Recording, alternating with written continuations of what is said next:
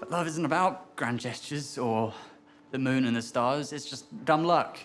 And sometimes you meet someone who feels the same way. And then sometimes you're unlucky. But one day, you're gonna meet someone who appreciates you for who you are. I mean, there's 7 billion people on the planet. I know one of them is gonna climb up on a moon for you.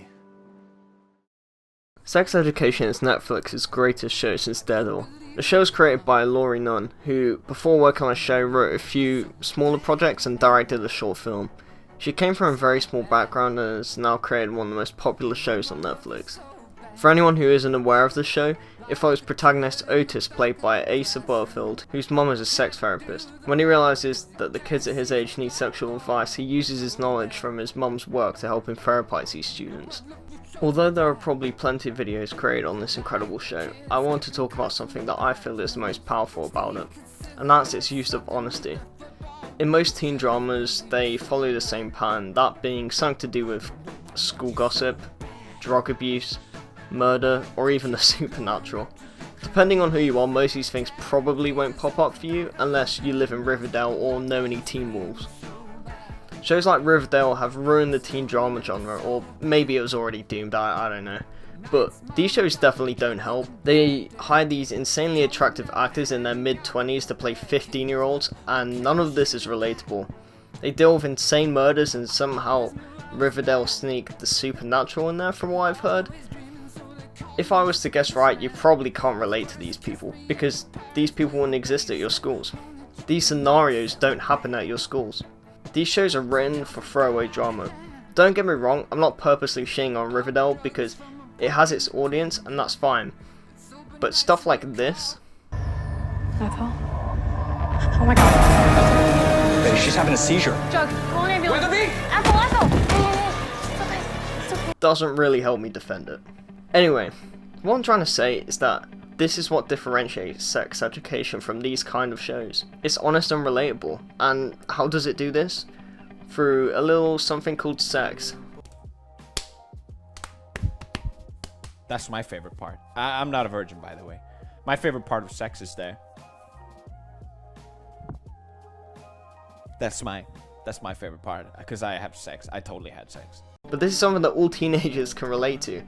Sure, Riverdale deals with sex, but it makes its sex scenes look like fantasies, and all the actors look like sex symbols, which is kind of messed up when you realize that these kids are meant to be 15 and 16 years old, which is actually illegal in America, Riverdale, just saying. Anyway, Sex Education makes sex look like what it can be, and that's awkward, uncomfortable, but also great. It doesn't shy away from the fact that teenagers don't actually know what they're dealing with when it comes to a lot of sexual stuff. It's an issue that many of us go through, and having this show around definitely helps its audience feel less isolated and alienated. Otis is a perfect example of that. He isn't someone who is commonly seen as hot or attractive. He's a fairly mediocre guy. No offense, Asa, I actually think you're a hunk in reality. But Otis isn't a female or male fantasy. He's just a regular guy, an underdog. He's why characters like Peter Parker are so great. Yeah, I'm not looking at you. He's relatable to the general audience. Even the popular kids at school probably sometimes feel like Otis and can relate to him. But this isn't just Otis. Maeve.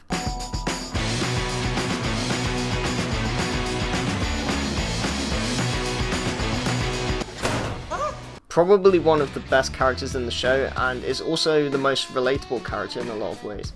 She isn't one of the popular girls, she's slut-shamed and she isn't even approachable. The show almost immediately gives its audience two relatable characters, a female and a male character. And it doesn't just end there. Eric. Hey man, I'm... Handsome.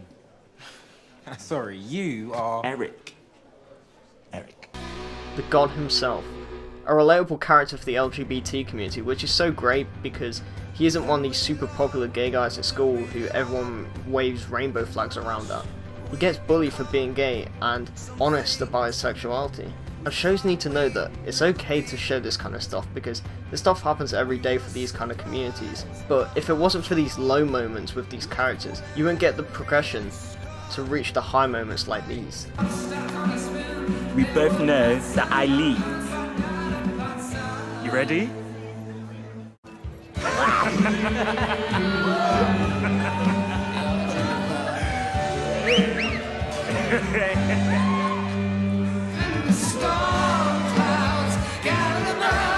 I'm coming for you, Otis.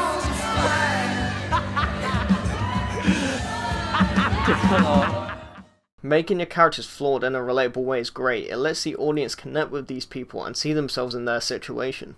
Laurie, who's created the show, is, amazing, and some of the storylines are incredible, but they are real, and I think that's why the world loves the show, because we are tackling subject matters which I think other people were scared to, and I think we dealt with in a classy, real way. But this show isn't always just relatable. It embraces its surreal moments also. It reminds me of How I Met Your Mother in many ways, which was always one of those shows that based itself in many realistic scenarios and didn't shy away from them like many other sitcoms did. Alright, I guess you have a point. For an example, in Sex Education's first season, it has an episode that deals with abortion. It can go from scenes like this Just take my bloody hand. to this. Those flowers for me. Yeah. Seems a bit inappropriate now. No, I like them. Nothing says happy abortion like a bouquet. To this. Do you want me to go inside with you? I mean, just in case. I'm not inviting you in. I'll text you if I die. I'll keep my phone close.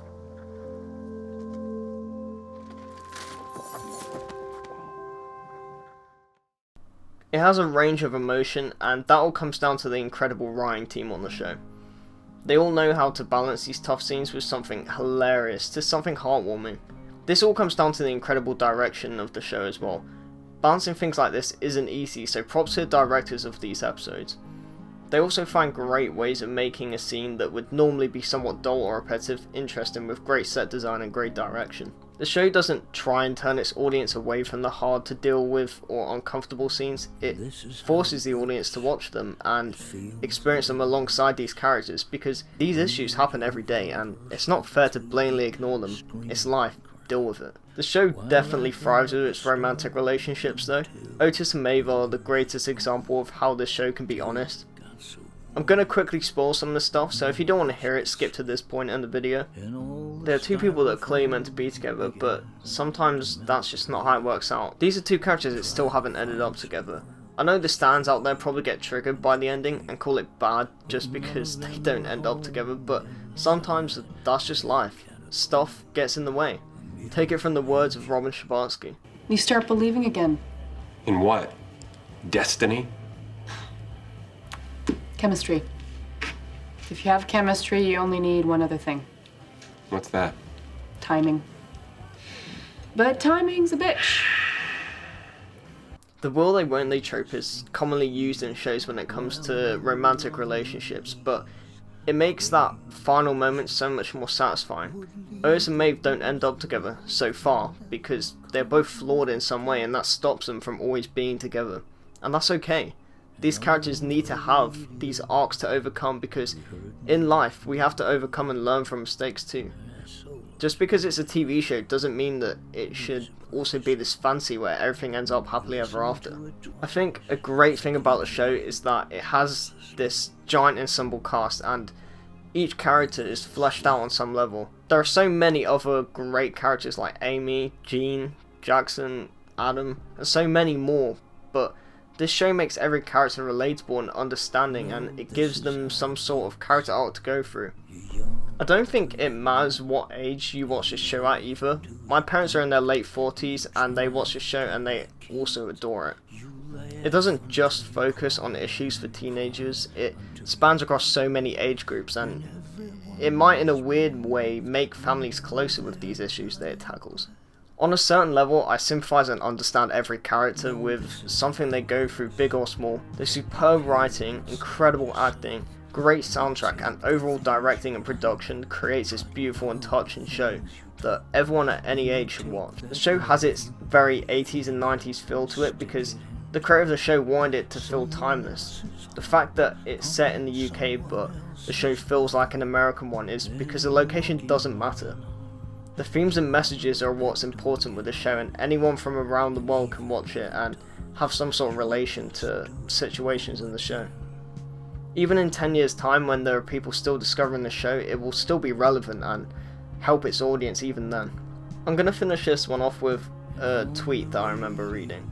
It definitely made me see the importance of the show and how it affects people. Although there are plenty more things that I could sit here and say about the show, I think I've gotten across the main stuff that I want to say and got across the point that I felt like I needed to make about this masterpiece of a show. If you haven't seen the show yet, please give it a watch. If you want to watch any of my older content, I'd appreciate that a lot too. Thanks for watching, and I'll see you in the next one.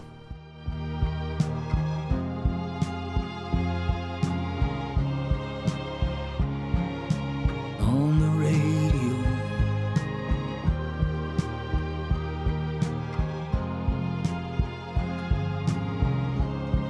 the DJ is asleep.